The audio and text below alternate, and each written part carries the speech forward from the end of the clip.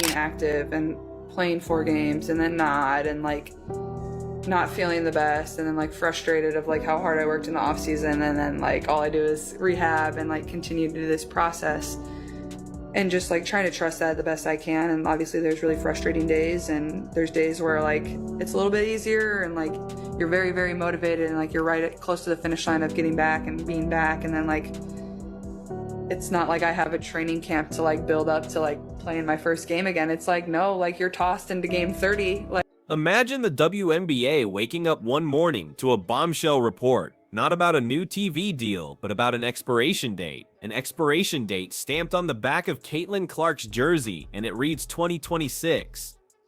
This isn't just a wild fan theory anymore. Experts and insiders are whispering doomsday predictions about Clark's career in a league that seems determined to sabotage its own savior.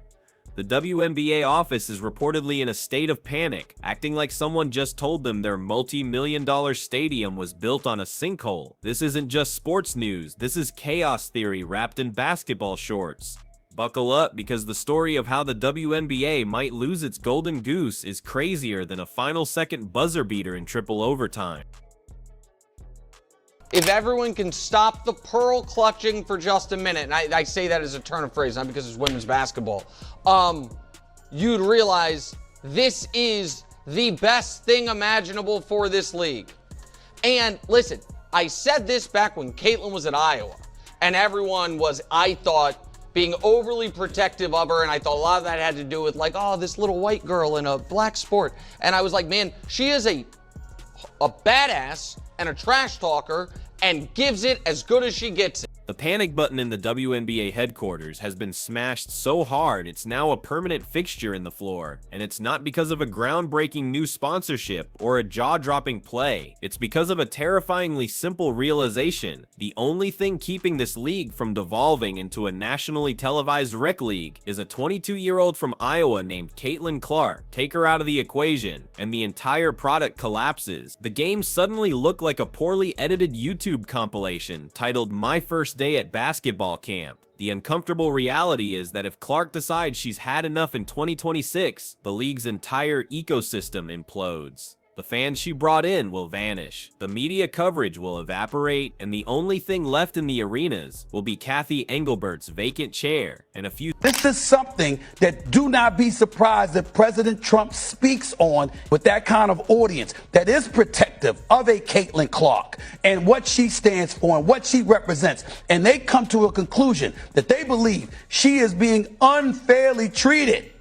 That is going to be a problem for the WNBA. And based on Trump's history with the NFL and him being an obvious sports fan, goes to events and stuff like that, he pays attention to this kind of stuff.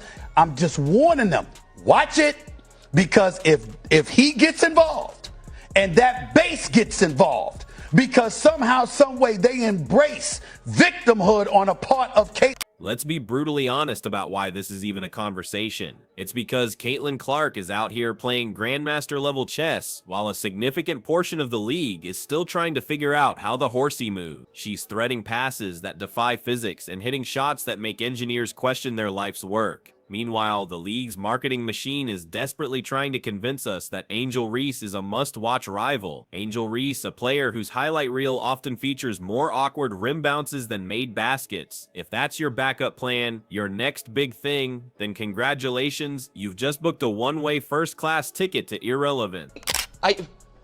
She is an object of scorn. For good reason. She's awesome, she's swaggery, she does turn your home crowd into a road crowd, she is a frustrating player to guard, all of it.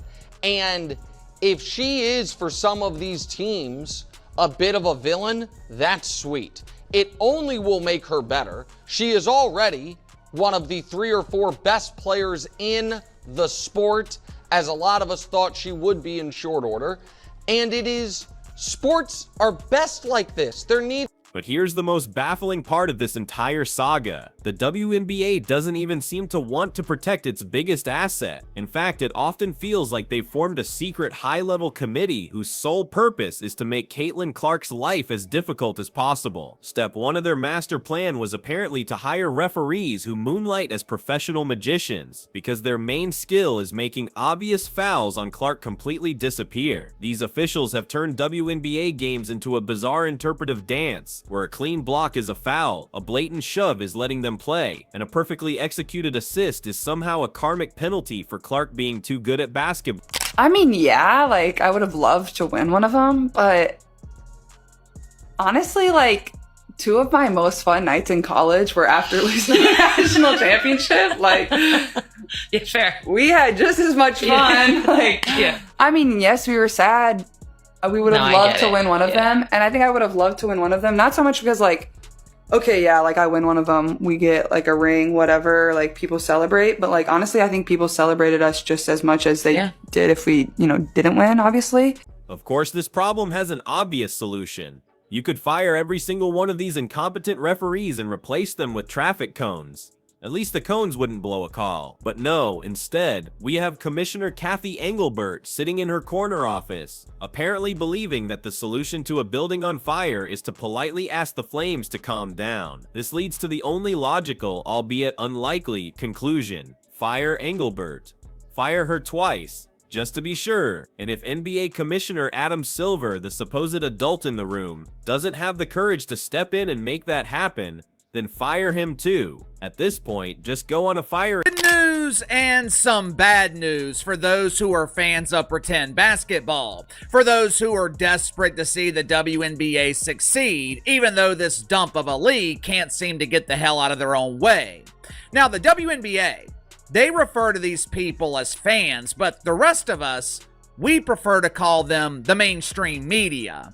The good news is, WNBA ratings have been somewhat solid, even though Caitlin Clark has missed damn near the entire season. And while we're on the topic of solutions, let's stop pretending this is all going to magically fix itself. Caitlin Clark could stay in the WNBA. She could grit her teeth, continue to drop 30 points a night, and patiently watch as her ankles are hacked to pieces by defenders whose primary skill is fouling. But the question is, why should she? Why should she waste the prime years of her career in a league that treats her more like a liability than a legend? If she were to sign with a EuroLeague team, not only would her salary instantly multiply, but she'd be playing in an environment where the referees have actually read the rulebook. She'd be respected, protected, and paid what she's worth. She wouldn't have to If everyone can stop the pearl clutching for just a minute, and I say that as a turn of phrase, not because it's women's basketball, you'd realize this is the best thing imaginable for this league.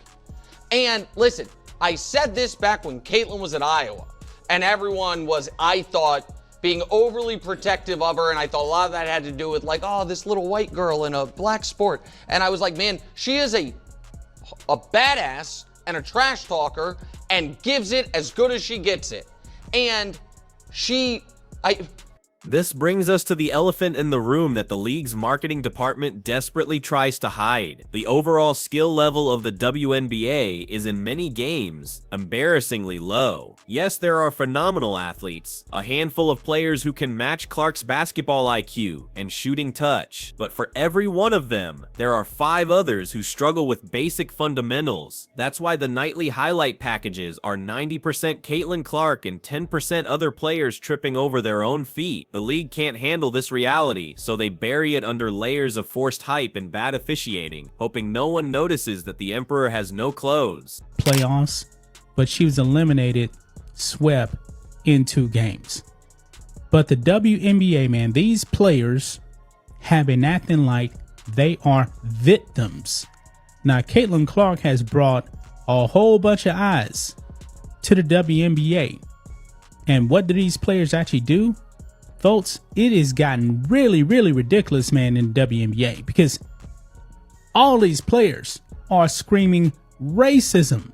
For the fans, yes, they are attacking the fans. So here's how this doomsday scenario likely plays out. The year is 2026. Clark's rookie contract is up, giving her the freedom to explore her options. She takes a long, hard look at the state of the WNBA. The officiating is still a joke. Kathy Engelbert is still commissioner, probably planning another growth initiative that involves a new league-sponsored hashtag. And Adam Silver is still doing whatever it is he does when he's not busy ruining the NBA All-Star game. Clark says, enough is enough. She signs a massive contract with a EuroLeague team that offers her twice the money, a roster of actual sharpshooters, and a fan base that appreciates generational talent. The announcement triggers a meltdown of epic proportions in the WNBA. If you believe the WNBA... And it literally like pisses me off when people are like, she's not the face of the league. Who would be? What? Sabrina? No. No, there's really good, well-known people in our league. I'm not discrediting them. Like, we have a lot of badasses in our league. Yeah. Like, hell yeah to that. I'm all for that. But when people try to argue that she's not the face of our league, Yeah. or if our league would be where we're at without her, you're dumb as shit. Yeah. You're literally dumb as fuck. The aftermath would be a slow-motion catastrophe. The TV ratings, which were entirely propped up by her presence, would nosedive faster than an off-target Angel Reese layup. Ticket sales would crater. Suddenly, all those triumphant press releases about record-breaking growth would be replaced by an awkward, deafening silence. ESPN would quietly shuffle WNBA games to the 3 a.m. time slot right after the National Cornhole Championships. The league would become a ghost town, and the only people still talking about it would be the ones asking, hey, whatever happened to Caitlin Clark? Applies to a fresh turd. These numbers without the roof from Waterloo look great. Instead of a freshly baked turd with no activity, there are definitely some flies attracted to this unbelievably bad product. In some cases, I've heard the WNBA even managed to attract a horsefly or two. But WNBA players, they are demanding million-dollar contracts, million-dollar salaries. WNBA players are demanding a larger portion of revenue. Now, notice their demands involve revenue, not profit. If the WNBA implemented a profit-sharing model, the players would be paying to... Let's picture the day the official press release drops. The WNBA wishes Caitlin well on her future endeavors. Future endeavors is corporate speak for our golden goose has flown the coop, and now we are staring into an empty nest, currently occupied by a large, angry raccoon. You can almost hear Engelbert on a cringeworthy TV interview, trying to spin the departure as a positive and opportunity for new stars to emerge. Yes, just like replacing Michael Jordan with a guy from your local church league is an opportunity for someone else to shine. It's an insult to everyone's intelligence. Fever basketball team has been hit with several blows, man, this whole season. Caitlin Clark went down early. You even had at one point Sophie Cunningham going down for a little bit. But one thing I can say is that a lot of these players like Kelsey Mitchell, Leah Boston, Natasha Howard stayed the course. You know, when you want to make it to that next level, especially in the second half of the season, going to make an impact all throughout the league, you have to stay the course. And that's just... The fans, the real ones she brought to the league, will be justifiably furious. Social media will go nuclear. The WNBA subreddit will have more elaborate conspiracy threads than a UFO convention, all centered around one simple question: why didn't they protect her? The answer is agonizingly simple. Stop letting referees treat her like a piñata at a toddler's birthday party. Stop pretending that a player who struggles to make layups is her on-court equal. And stop acting like the glaring skill gap doesn't exist when it's the primary reason people change the channel. But this is a league that seems to run on a potent fuel of denial. At this point, I think we all can agree that Caitlin Clark is going to be returning to action. But the question I have for all of you is, how many games do you think she needs under her belt going into playoff time for her to get into the swing of things?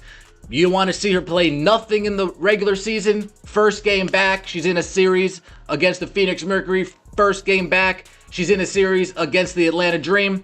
Do you want to see her play the 5 games remaining in the schedule? There's only 12 games left. Meanwhile, in this hypothetical future, Caitlyn's EuroLeague highlights will become a weekly viral sensation. Step-back threes from a different time zone, no-look passes that bend space and time, and buzzer beaters in front of sold-out roaring arenas. Every clip will be a painful reminder of what the WNBA threw away. It will be like watching a sandcastle you foolishly built too close to the water slowly dissolve with each incoming wave. The media will have a field day, pointing out the obvious: you protect your stars, you build around them, and you definitely don't let them get so fed up that they start Googling real estate in Madrid. But the WNBA, in its infinite wisdom, will likely view her exit not as a colossal failure, but as a strategic opportunity to grow the game internationally. Translation: we can spin this, so no one has to admit we are completely incompetent. Juana Bonner drama. We know that was a locker room situation, but guess what? They stayed the course. And that's what they got to do to make it to the WNBA championship. Ultimately, a lot of people have been boycotting for Caitlin Clark to not come back. With Ari McDonald down, Sydney Colson down, a lot of people feel like the depth isn't what it was. I feel like Caitlin Clark definitely need to come back. Sophie Cunningham, the way she's been balling, they'll be all right, man. This isn't complicated. This isn't rocket science. It's the most basic rule of business and entertainment. When you have a once-in-a-generation asset, you cherish it, you build around it, you protect it at all costs. The WNBA was handed a winning lottery ticket, and instead of cashing it, they seem to be using it as a coaster. When the panic truly sets in, when the sponsors pull their money and the networks relegate them to a streaming service nobody has ever heard of, maybe then someone will remember that all of this could have been avoided. But by then, it will be too late. The cold, hard reality is this: you can market, you can hype, and you can spin all you want, but you cannot fake greatness. And if you consistently disrespect and drive away greatness, don't be shocked when the only thing you have left is a league full of mediocrity, wrapped in a glossy and ultimately meaningless brochure.